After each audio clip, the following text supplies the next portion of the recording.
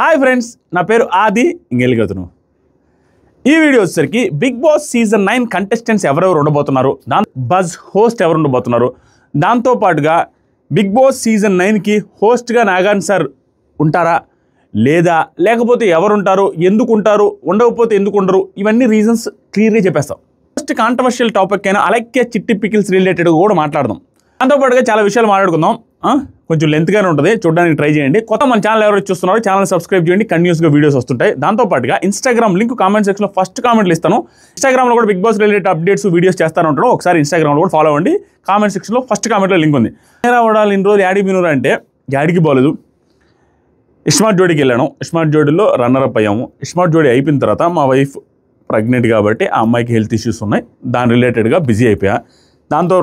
దాంతోపాటుగా మా పాపకి ఏదో ఇన్ఫెక్షన్, బ్లడ్ ఇన్ఫెక్షన్ అది ఇది అయ్యి చాలాసార్లు అపోలో చుట్టూ తిరుగుతూ దాంట్లో కూడా తలకాయ నొప్పులు వచ్చేసినాయి. దాంతోపాటుగా నాది లా చేస్తున్నాను. మీకు కొంతమందికి తెలుసు, నా ఇన్స్టాగ్రామ్ ఫాలో వాళ్ళకి లా చేస్తున్నాను. లా ఫస్ట్ ఇయర్ ఎగ్జామ్స్ జరుగుతున్నాయి. 4 ఎగ్జామ్స్ అయిపోయాయి. లాస్ట్ ఎగ్జామ్ ఫ్యామిలీ లా ఎగ్జామ్ ఎల్లుండి ఉంది.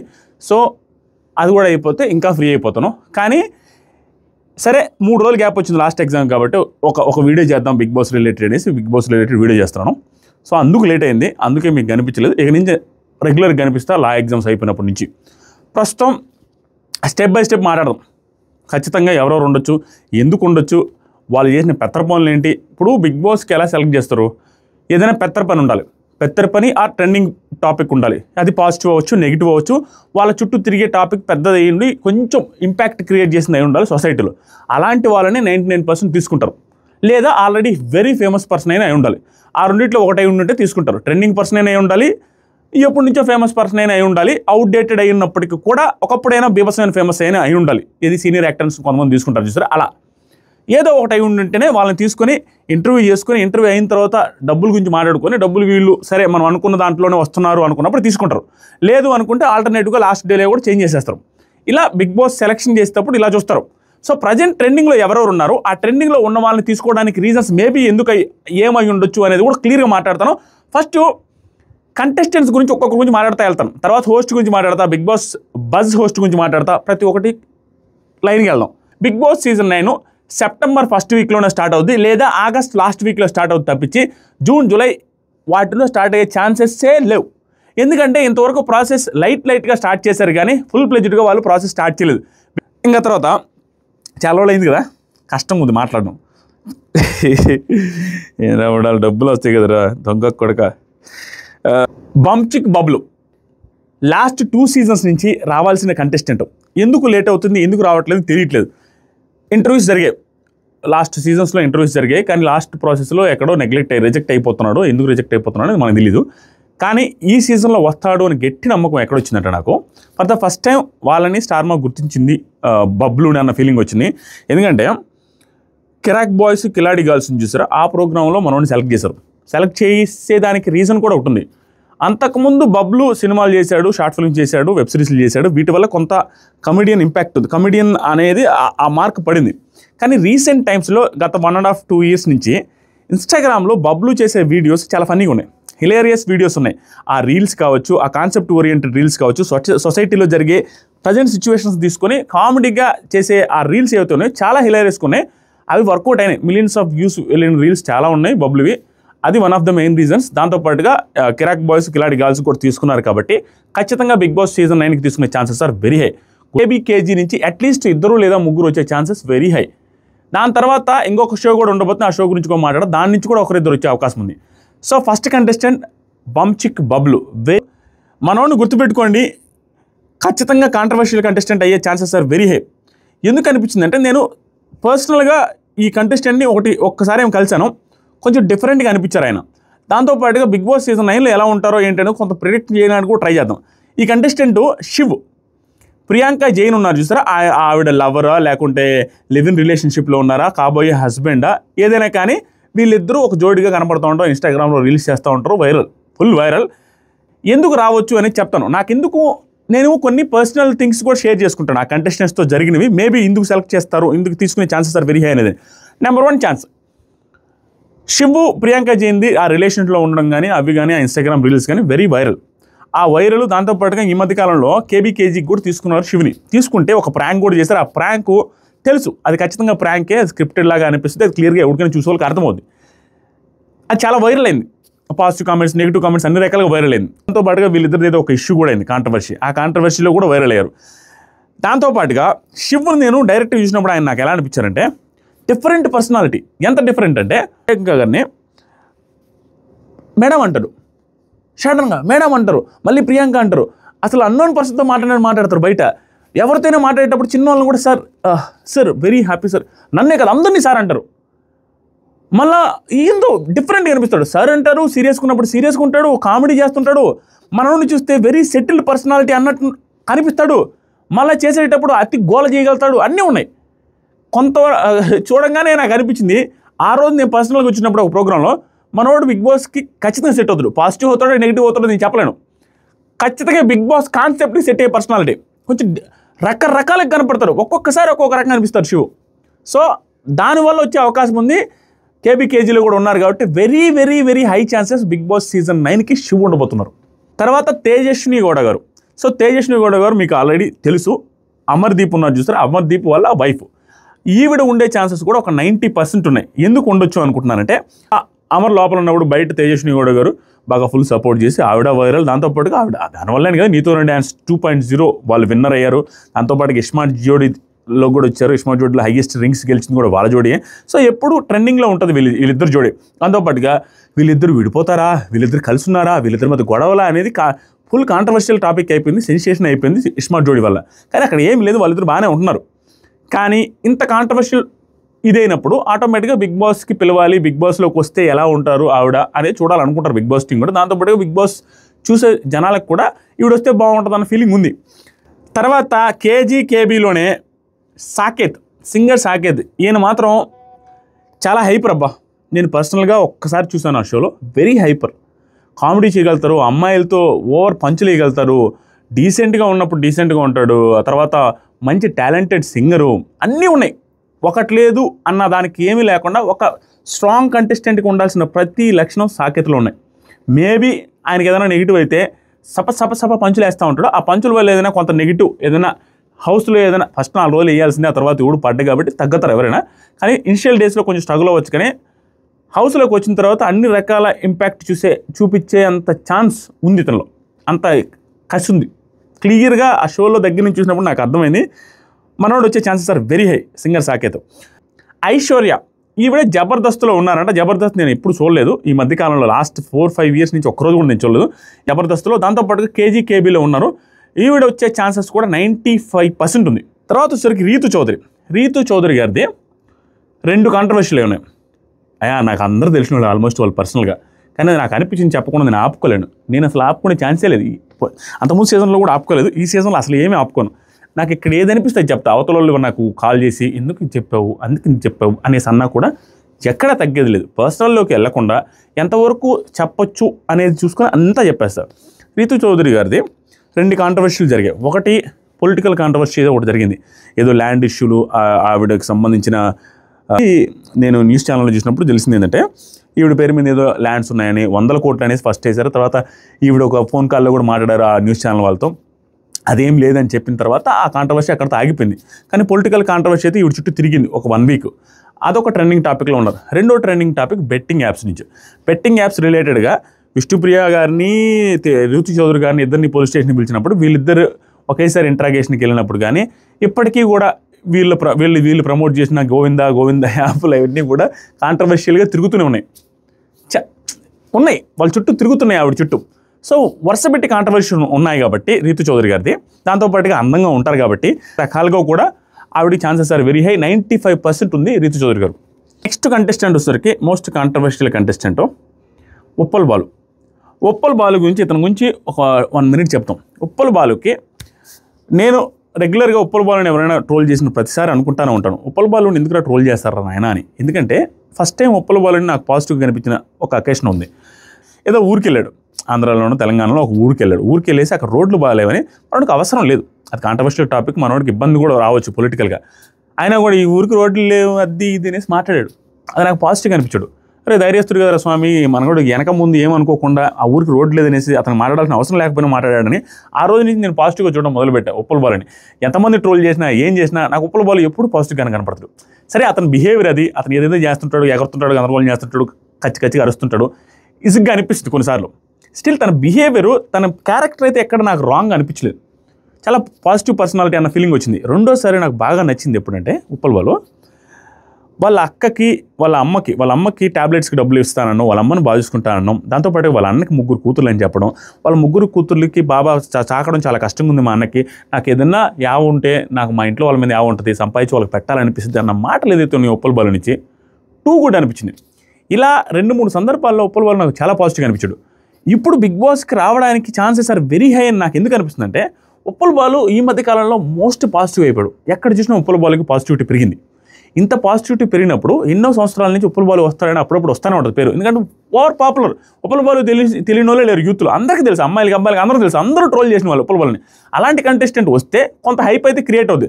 దాంతోపాటు very very very different contestant అయ్యే అవకాశం ఉంది. తన బిహేవియర్ కావచ్చు, తను మాట్లాడే విధానం కావచ్చు, అన్నీ చాలా డిఫరెంట్గా ఉంటుంది. ఫ్యామిలీ ఆడియన్స్ కూడా సంథింగ్ డిఫరెంట్గా కనెక్ట్ అయ్యే అవకాశం ఉంది ఉప్పల్ బాలు వస్తే. షోకి బజ్ అయితే వస్తుంది సోషల్ మీడియాలో, ఈ ట్రోల్స్ పరంగా, ఆ మీమ్స్ పరంగా ఫుల్ వైరల్ అయ్యే అవకాశం ఉంది. కాబట్టి ఉప్పల్ బాలు వచ్చే ఛాన్స్ వెరీ హై. ఇస్మార్ట్ జోడీ సీజన్ 3 నుంచి అంతేగా ప్రదీప్ గారు వచ్చే ఛాన్సెస్ ఆర్ వెరీ హై. ఎందుకు వస్తారని నేను అనుకుంటున్నానంటే, ప్రదీప్ గారిని నేను రియల్గా చూసినప్పుడు నాకు అనిపించింది ఆయన బిగ్ బాస్కి బాగా సెట్ అవుతారని. కాంట్రవర్షియల్గా ఎందుకు కాంట్రవర్షియల్గా సెట్ అవుతారని నాకు అనిపించింది అంటే, ఆయనలో అన్ని యాంగిల్లో ఉన్నాయి. ఈయనలో కూడా, ప్రదీప్ గారిలో కూడా ఏం యాంగిల్ ఉన్నాయంటే, మాటలు బాగా మాట్లాడగలుగుతారు, ఫన్ చేయగలుగుతారు, కామెడీ చేయగలుగుతారు. దాంతోపాటుగా కాంట్రవర్షియల్లోకి దిగరు అనేసి నేను అనుకున్నాను ఇనిషియల్ డేస్లో ఆయన చూసి ప్రదీప్ గారిని. తర్వాత చూస్తే అమర్దీప్తో కాంట్రవర్షియల్ పాయింట్లు మాట్లాడగలిగారు, సోనియా గారితో మాట్లాడగలిగారు, అందరితో కాంట్రవర్షియల్గా స్ట్రాంగ్గా మాట్లాడగలుగుతున్నారు. అంటే కానీ గొడవలు వేసుకున్నాడు ఆయన రెడీ, ఓపెన్ స్టేట్మెంట్ ఇచ్చినట్టుగా నాకు అనిపించింది, చాలా రెడీ. ఒకసారి నేను పర్సనల్గా అడిగాను, సార్ మీకు ఒకవేళ బిగ్ బాస్ అవకాశం వస్తే వెళ్ళే అవకాశం ఉందా, మీకు అసలు ఆ ఇంట్రెస్ట్ ఉందంటే, ఓ వై నాట్, ఐఎమ్ రెడీ అన్నాడు. అని எனக்கு ఇష్టం ఉందా అన్న ఫీలింగ్ వచ్చింది. కాబట్టి ఇస్మార్ట్ జోడీలో ముగ్గురు ఉన్నారు బిగ్ బాస్కి పోకుండా ఉన్న వాళ్ళు ఇంతవరకు. ఇస్మార్ట్ జోడీ సీజన్ 3లో అందరూ బిగ్ బాస్కి వెళ్ళొచ్చిన వాళ్ళే ఉన్నారు, ఓన్లీ 3 తప్ప. ఆ 3 ఎవరంటే అనిల్ గీలా, ఆమని, ఆ తర్వాత సరికి మన రాకేష్, తర్వాత సరికి ప్రదీప్ గారు, సరస్వతి గారు. సో ప్రదీప్ గారికి ఛాన్స్ ఉంది, అనిల్ గీలాకి ఛాన్స్ ఉంది, తర్వాత రాకేష్కి ఛాన్స్ ఉంది. వీళ్ళ ముగ్గురులో ఎక్కువ ఛాన్సెస్ నాకు అనిపిస్తుంది రాకేష్కి, ప్రదీప్ గారికి ఉంది. అనిల్ గిలాకి కూడా ఛాన్స్ ఉంది, కానీ కొంచెం లెస్ ఛాన్సెస్. మన రాకేష్కి అంతకుముందు సీజన్స్లో పిలిచారు కానీ వెళ్ళలేకపోయారంటే, ఈ సీజన్లో మేబీ వెళ్ళే అవకాశం ఉంది ఛాన్స్ వస్తే.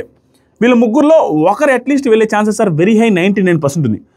ఆయనకి వాళ్ళతో ఎలా ఇన్వాల్వ్ అవుతారు, మిగతా పిల్లలతో అనేది చాలా ఇంట్రెస్టింగ్ ఉంటుంది. ఎందుకంటే బిగ్ బాస్ హౌస్లో ఇప్పుడు ఇస్మార్ట్ జోడీ వేరు. ఇస్మార్ట్ జోడీ ఎట్లా ఉంటుందంటే, ఆయన పెద్ద మనిషి తరగా 3 పిల్లలు అంటే ఇలా ఉండాలి, అలా ఉండాలని చాలా చెప్తారు, చెప్పినప్పుడు వింటారు. అక్కడ అట్లా కాదు. ఆయన బిహేవియర్ ఏంటి, ప్రదీప్ గారిది impact videos, spontaneous inspirational quotes అవి ఇవి ఇస్తూ ఉంటారు ప్రోగ్రామ్స్కి వెళ్ళినప్పుడు. అలాంటి పర్సన్ బిగ్ బాస్ హౌస్లోకి వెళ్ళినప్పుడు స్టార్టింగ్ లైఫ్లో ఆయన కూడా అదే విధంగా చెప్తారు అందరికీ, అట్లా కదమ్మా ఇటు చేయనమ్మని. ఫస్ట్ అందరూ ఉమ్మా అంటారు, తర్వాత ఏం సార్ మీరు చెప్పేది అంటారు. ఇది చాలా ఇష్యూలు క్రియేట్ చేస్తుంది, అది ఇంట్రెస్టింగ్ ఉంటుంది. Next Debjani, DBJANI, Debjani గారు. ఆవిడ 2 సీరియల్లో ఉన్నారంట, 2 సీరియల్ అయిపోయినాయంట. మా చెల్లెలు చెప్పింది, సీరియల్ పేర్లు గుర్తు రావట్లేదు. కాబట్టి ఇప్పుడు ఖాళీగా ఉన్నారు. KBKGలో కూడా ఉన్నారు, చూడడానికి అందంగా ఉన్నారు. ఆవిడ వచ్చే chances are very high. 95% Debjani గారు రాబోతున్నారు బిగ్ బాస్ సీజన్ 9కి. నెక్స్ట్ సరికి జబర్దస్త్ ఇమానియల్ వచ్చే ఛాన్సెస్ కూడా 95 to 99% ఉంది. ఎందుకురా అంటే KBKGలో ఉన్నాడు. మనోడు కూడా నాకు కొంచెం క్రింజ్గా అనిపిస్తే కానీ ఒక 90% జోకులు మనోడి కొంచెం పండతాయి. నాకు కొంతమంది అనిపిస్తారు, కొంతమంది జోకులే కొంచెం స్పాంటేనియస్గా కొంచెం ఇది ఉందిరా, బ్రెయిన్ ఉందిరా అని అనిపించే కొంతమంది అనిపిస్తే నాకు. అవినాష్ ఒకడు. తర్వాత సరికి హరి ఉన్నాడు. మనోడు హరి కూడా ఏదో ఒక సీజన్లో వెళ్తాడు. ఎందుకంటే బిగ్ బాస్ టైంలో శనివారం, ఆదివారం, తర్వాత ఉగాది, ఎక్కువ ఉగాది ఈవెంట్లు, దసరా ఈవెంట్లు, ఆ తర్వాత దీపావళి ఈవెంట్, ఇలాంటి ఈవెంట్లకి స్క్రిప్ట్ రాసేది జబర్దస్త్ హరి. అదే ఆ హరి ఉంటాడు చూసారు, పటాసు ప్రోగ్రామ్స్లో ఉంటాడు ఆ పరివారంలో. సో మనోడు కూడా వెళ్ళే ఛాన్స్ ఉంది. అవినాష్, హరి, తర్వాత రోహిణి, తర్వాత సరికి ఇమానియల్, వీళ్ళు నలుగురి నాకు ఎప్పుడైనా స్పాంటేనియస్గా ఒక 100 పంచులు వేస్తే కనీసం ఒక 30-40 బాగున్నాయి అనిపిస్తాయి.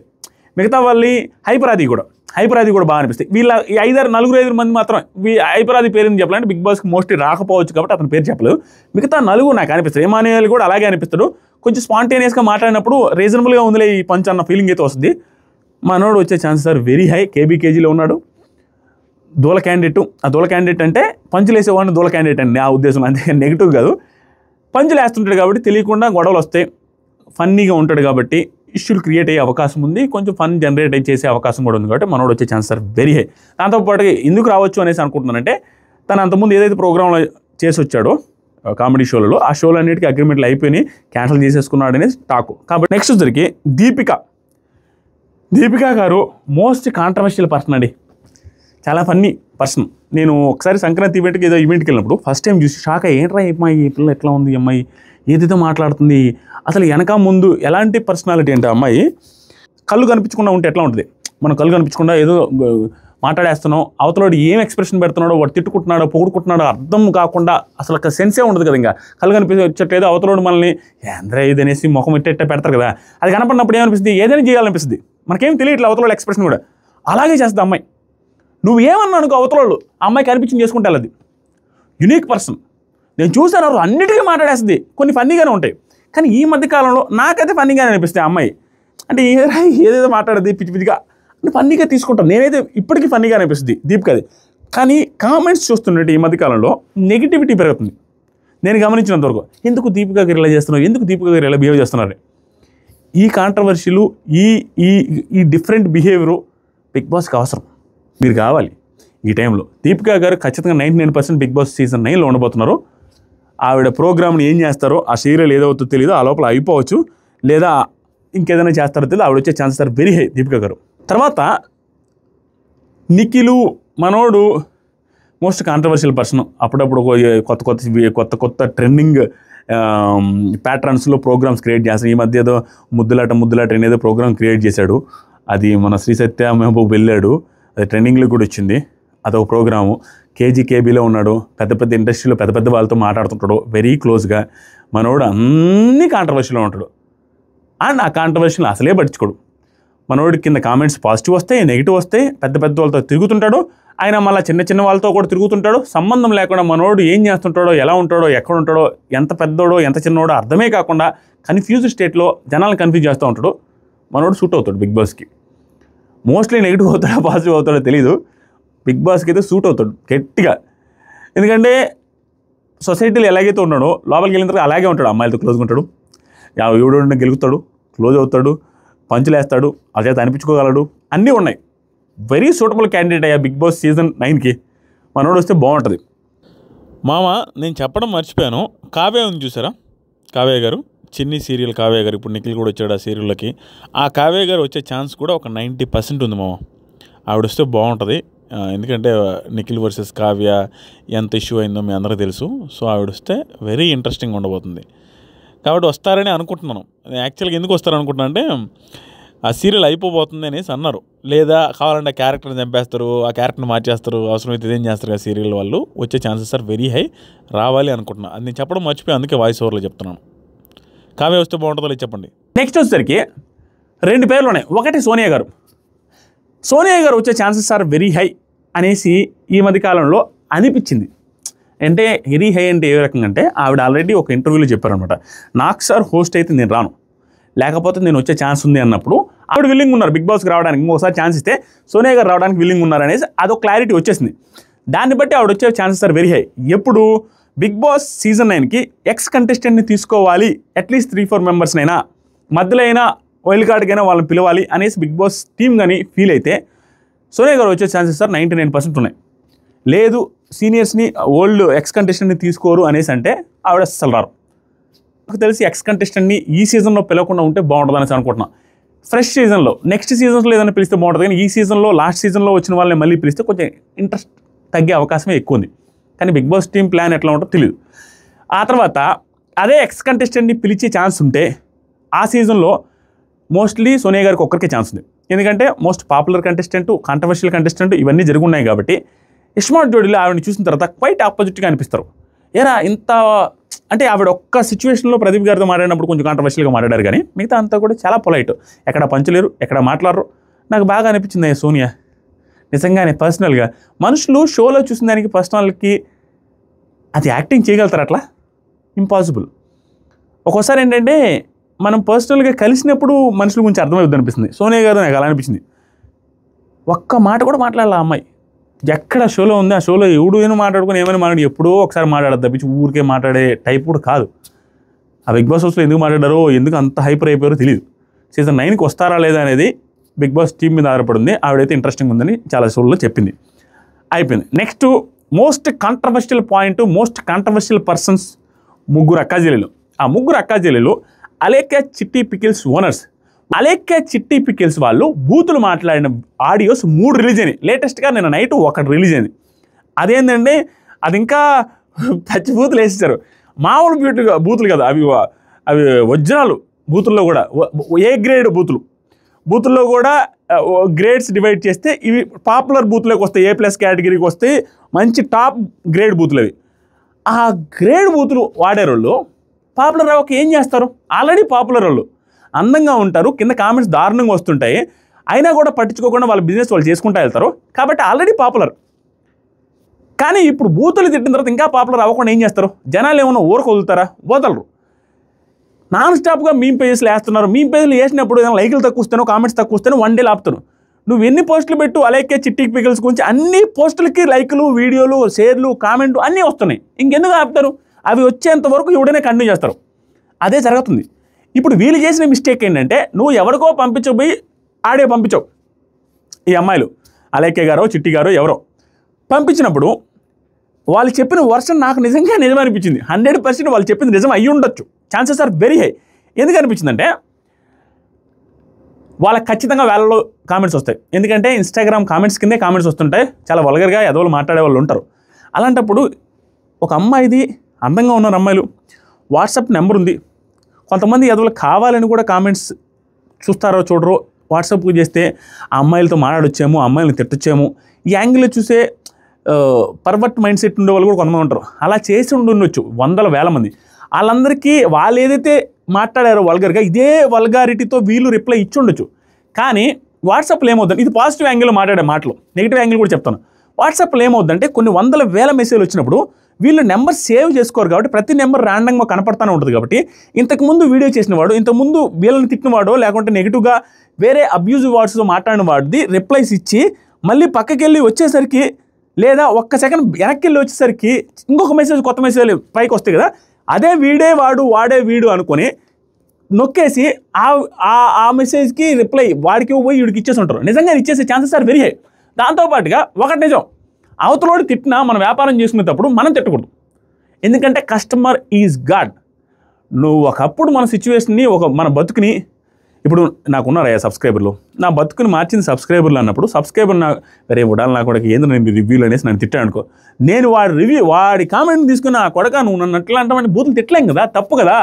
ఆడు నన్ను అన్నాడు, వదిలేయాలి అట్లీస్ట్. లేదా ఏంది బ్రో నీ ఇష్టం వచ్చిన మాట్లాడుతాను ఏమనుకుంటాం అని చెప్పాలా, లేదా వాడి తిట్టినంత రేంజ్లోనే తిట్టాలా. అసలు సంబంధం లేకుండా వాడు ఒకటంటే వాడిని, వాళ్ళ అమ్మని, వాళ్ళ అక్కని అందరిని తిట్టడం వరస్ట్ థింగ్. కానీ వాళ్ళు చెప్పిన వర్షన్ అయితే అది ఫ్యాబ్రికేటెడ్ చేసి ఏదో వాంటెడ్గా స్క్రిప్ట్ రెడీ చేసుకున్నారైతే నేను అనుకోవట్లా. 100% వాళ్ళు చెప్పింది నిజం. వేరే వాళ్ళకి పంపించబోయి కొన్ని పంపించుంటారు, కొన్ని వాళ్ళు తిట్టారు కాబట్టి మనం కూడా తిట్టామని తిట్టారు, విచ్ ఈజ్ వెరీ వరస్ట్. ఇంకొక పాజిటివ్ యాంగిల్ ఏంటంటే వాళ్ళల్లో నాకు నచ్చింది, వేరే వాళ్ళు అయ్యిండుంటే అమ్మాయిలు అబ్బాయిలైనా కూడా ఇంత కాంట్రవర్సీ అయిపోయి న్యూస్ ఛానల్లో కూడా మన గురించి చెప్పినప్పుడు ఆ బిజినెస్ క్లోజ్ చేసేస్తారు. అలా కాకుండా వాళ్ళు డైరెక్ట్గా ముందుకు వచ్చి 2 వీడియోలు చేసిన అమ్మాయి, వాళ్ళ చిన్న కూతురు ఎవరో 2 వీడియోలు చేసింది. లేదు మా కిందకు మాట్లాడింది అనేది తప్పును ఒప్పుకుంటున్నాం అది ఇదని చెబుతూ ఇంత కాంట్రవర్సీ జరుగుతున్న టైంలో ముందుకు వచ్చి మాట్లాడేంత ధైర్యం చేసిందంటే అది మామూలు ధైర్యం కాదు, అరాచకమైన ధైర్యం ఉంది ఆ అమ్మాయికి. వాళ్ళ ఫ్యామిలీలో వాళ్ళ ముగ్గురికి అరాచకమైన ధైర్యం ఉందన్న ఫీలింగ్ వచ్చింది. వద్దురా మనకి ఈ బిజినెస్ అని అనుకుంటారు. అలాంటిది అమ్మాయిలు ఏమిటి స్టార్ట్ చేసి అమ్మాయిలు ఇంత సక్సెస్ చేయడం గ్రేటే, నిజంగా గ్రేట్. ఎందుకంటే ఊరకు ఉందండి ఇప్పుడు అలా డ్రెస్ సెన్స్ గురించి అమ్మాయిల డ్రెస్ సెన్స్ గురించి నేను మాట్లాడదలుచుకోవట్లా. ఎవరి ఇష్టం వాళ్ళది, ఎవరికి డ్రెస్ వాళ్ళకి స్వేచ్ఛ ఉంది, వాళ్ళు ఏది కావాలంటే వేసుకోవచ్చు. దాని గురించి నెగిటివ్గా మాట్లాడడం కూడా నేను తప్పట్టిన. ఒక్కొక్కరు వర్షం ఒక్కొక్కటి. నేనేమంటానంటే అన్ని నెగిటివ్ కామెంట్స్ వస్తున్నా ఎంత చేసినా వాళ్ళ ముగ్గురు కలిసి ఒక బిజినెస్ని ఎస్టాబ్లిష్ చేసి దాన్ని ఇంత దూరం ప్రపంచం అంతా మాట్లాడులాగా తెలుగు వాడు ఏడుంటాడో వాళ్ళందరూ అలైక్య చిట్టి పికల్స్ కొంచెం troll or negative or positive మాట్లాడుకునే అంత స్థాయికి ఎదిగారంటే రియలీ గ్రేట్. అమ్మాయిల వర్షన్లో అమ్మాయిలు అయి ఉండి కూడా ఇంత దూరం వచ్చారంటే చాలా గ్రేట్ వాళ్ళు. ఆ నెగిటివిటీ చాలా ఉన్నప్పటికి కూడా ఈ టైంలో అంత నెగిటివ్ ఉన్న వాళ్ళకి పాజిటివ్గా మాట్లాడాలంటే ధైర్యం కావాలా. నిజంగా ఆ పాజిటివిటీ నేను చూసాను వాళ్ళలో. ఇప్పుడు నెగిటివ్ యాంగిల్ నేను ఆల్రెడీ చెప్పాను. వర్స్ట్ థింగ్ బిజినెస్ చేసే విధానం అది కాదు. బిజినెస్ చేస్తున్నప్పుడు అణిగి మణిగి చాలా జాగ్రత్తగా చేయాలి తప్పించి వాళ్ళేదో అన్నారు వీళ్ళేదన్నారు అని నోటుకు వచ్చినట్టు వాగితే ఇలాగే ఏడుస్తుంది. అది వాళ్ళు అనుభవిస్తున్నారు. వాళ్ళు mostly they will come back. ఎందుకంటే దాన్ని ఫేస్ చేయడానికి రెడీగా ఉన్నారు వాళ్ళు ఏమి వెనకడికి వేసేటట్లేరు. కాబట్టి 2-3 రోజుల తర్వాత 4 రోజుల తర్వాత అపాలజీ వీడియో ప్రాపర్గా చేసి ఇంక నుంచి అట్లా చేయమని చెప్పిన తర్వాత అందరూ యాక్సెప్ట్ చేయాల్సింది చేస్తారు. ఇప్పుడు లేటెస్ట్ కాంట్రవర్సీ ఇంకోటి ఏమైందంటే ఆ అబ్బాయి నువ్వు పెళ్లి చేసుకోవాల్సిందే అంటున్నారు. మరీ దారుణంగా మీమ్స్ వాళ్ళు చాలా రేగిపోతున్నారు కంటెంట్ని. ఆ అబ్బాయిని ఎవరినైతే తిట్టావో అతను లైఫ్లో సెటిల్ అవ్వలేదు అది దాని తర్వాత ఎవరైనా పెళ్లి చేసుకుంటాడో వాడిని నువ్వు పెళ్లి చేసుకోవాల్సిందే అనే యాంగిల్లో నిన్న నైట్ నుంచి మీమ్స్ వేలల్లో మీమ్స్ వస్తున్నాయి. అది మరి ఇంకా ఇది కూడా ఆగేటట్లేదు ఒక 4-5 రోజులు. సో ఇది కంటిన్యూ అవ్వనండి. వాళ్ళకి మాత్రం పాపులారిటీ పెరిగింది, వాళ్ళ పికిల్స్కి మైలేజ్ పెరిగింది, నెగిటివ్ ఆర్ పాజిటివ్. దాన్ని వీళ్ళు ప్రాపర్గా వాడుకునే అవకాశం కూడా తెలివైన వాళ్ళే అనిపిస్తుంది. ఇది పక్కన పెడదాం.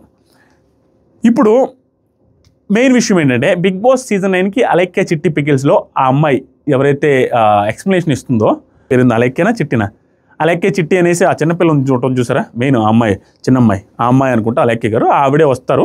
వచ్చే chances are very very high. లేదంటే వాళ్ళ అక్క అయినా కానీ ఇద్దరిలో ఒకరు ఖచ్చితంగా వస్తారు బిగ్ బాస్ సీజన్ 9కి.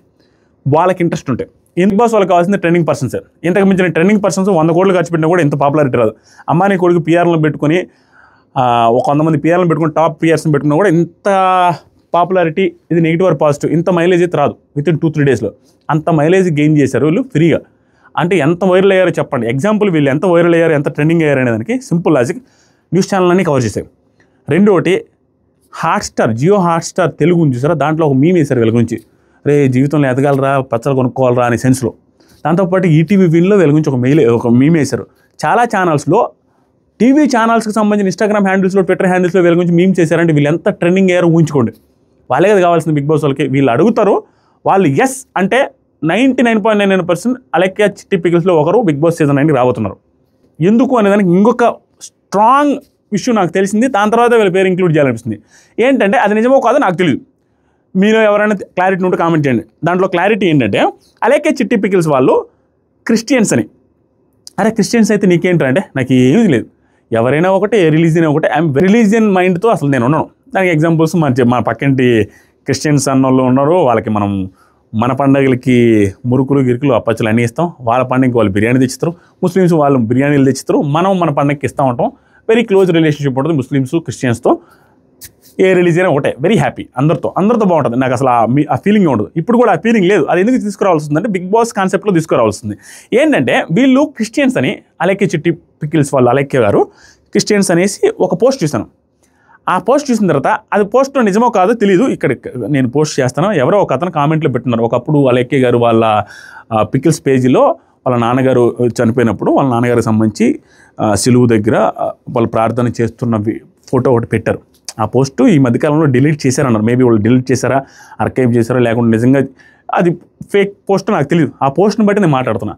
ఆ కామెంట్ బట్టి నాకేమనిపిస్తుంది అంటే వీళ్ళు వచ్చే ఛాన్సెస్ ఇంకొక 99 నుంచి 100కి వచ్చిందని అనిపిస్తుంది. బిగ్ బాస్ టీం తరపు నుంచి ఎవ్రీథింగ్ ఈజ్ క్లియర్. ఎందుకంటే బిగ్ బాస్ థీమ్ ఎట్లా ఉంటుందో అది ఒక సొసైటీలో ఫామ్ చేస్తారు. క్రిస్టియన్స్ ఉంటారు, హిందూస్ ఉంటారు, ముస్లిమ్స్ ఉంటారు. 100% అన్ని రిలీజియన్స్ క్లబ్ చేసి అక్కడ పెడతారు. చిన్నోళ్ళు ఉంటారు, పెద్దోళ్ళు ఉంటారు, పెళ్ళైన వాళ్ళు ఉంటారు, పెళ్ళిగాని వాళ్ళు ఉంటారు, అందమైన వాళ్ళు ఉంటారు, అన్నం లేని వాళ్ళు ఉంటారు. అందరినీ పెట్టి ఒక సొసైటీలో ఫామ్ చేస్తారు. అప్పుడు ఈవిడ చిట్టి పికిల్స్లో ట్రెండింగ్ టాపిక్లో ఉన్నారు. దాంతోపాటుగా క్రిస్టియన్ అయి ఉండడం కూడా ఒక 1% అడ్వాంటేజ్. ఎందుకు రిలీజియన్ నుంచి కూడా ఒకరిని తీసుకుంటారు, ముస్లిం రిలీజియన్ నుంచి కూడా ఒకరు తీసుకుంటారు, హిందూ రిలీజియన్ నుంచి కూడా కొంతమంది తీసుకుంటారు. ఇవన్నీ కాన్సెప్ట్తో వెళ్తుంటారు కాబట్టి అది కూడా ఒక ప్లస్ పాయింట్ అనేది నా పాయింట్. అది తీసుకురావడానికి అంతమంది చేయలేదు ఏమీ లేదు. దీని మళ్ళీ లాంగ్వేజ్ ఓరియంటెడ్గా చూడొద్దు. నేను వరస్ట్ థింగ్ ఏమని ఫీల్ అవుతానంటే సొసైటీలో మన మతాన్ని మనం గౌరవించుకోవాలి, అవతల మతాన్ని కించపరచకూడదు. నువ్వు రెస్పెక్ట్ చేస్తావా లేదా వదిలేసి వాళ్ళని కించపరచకూడదని నేను గట్టిగా నమ్ముతాను. నేను దయచేసి ఆ క్రిస్టియన్ అనే పాయింట్ తీసుకొచ్చింది బిగ్ బాస్ కాన్సెప్ట్లోనే, అంతకుమించి ఏమీ లేదు. దాన్ని మళ్ళీ మీరు వేరే యాంగిల్కి తీసుకెళ్ళొద్దు. అది నాకు కనపడింది నిన్న నైట్ అర్ధరాత్రి. అరే నాయన మళ్ళీ ఇంకొక లాజికల్గా చూసినా కూడా వీడికి ప్లస్ అయ్యేటట్టుంది. వీళ్ళలో ఒకరు బిగ్ బాస్కి వచ్చే ఛాన్సెస్ ఆర్ వెరీ హై అన్న ఫీలింగ్ వచ్చింది. వాళ్ళు వచ్చే ఛాన్సెస్ ఉంది. మీకేమనిపిస్తుందో చెప్పండి. వాళ్ళు రావాలనుకుంటున్నారా వద్దా? అలైక్య చిట్టి పికిల్స్ వస్తే బాగుంటుంది. వస్తే ఎవరు రావాలి వాళ్ళలో ముగ్గురులో కామెంట్ చేయండి. కేజీకేబీ అయిపోగానే నీతోనూ డ్యాన్స్ 3.0 కానీ తర్వాత వచ్చేసరికి మన బిగ్ బాస్ జోడీ డ్యాన్స్ ప్రోగ్రామ్ చూసారు, అదైనా కూడా జరిగే అవకాశం ఉంది. ఈ రెండింటిలో కూడా జరుగుతుంది. తర్వాత ఆగస్ట్ 10లో కానీ సెప్టెంబర్ 1st వీక్లో కానీ బిగ్ బాస్ సీజన్ 9 స్టార్ట్ అవుద్ది. Next Bigg Boss buzz host ఎవరు ఉండొచ్చు? బిగ్ బాస్ బజ్ హోస్ట్గా ఛాన్సెస్ ఏమేమి ఉన్నాయో చూద్దాం.